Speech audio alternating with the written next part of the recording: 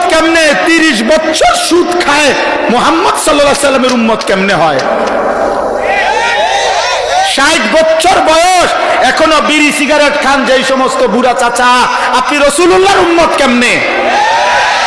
আরে আশিক তো পরে বেটা, আশিক তো পরে, উম্মত কেমনে বেটা সেটা বলো বেটা।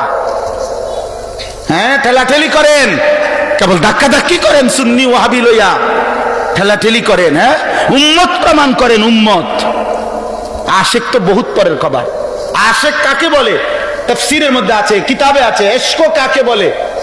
তাজাউযু হাদ্দিল মাহাব্বা, মহব্বতের সব বেড়া, ভালোবাসার সব সীমানা পার হয়ে যাওয়া, তারে বলে ইশক।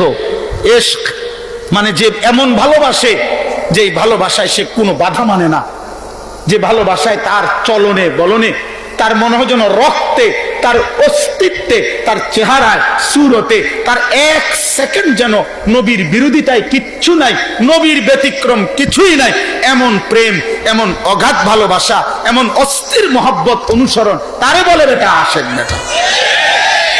হ্যাঁ, বিরিয়ানি হিসাবে না, খিচুড়ি হিসাবে না, জি না, জি না।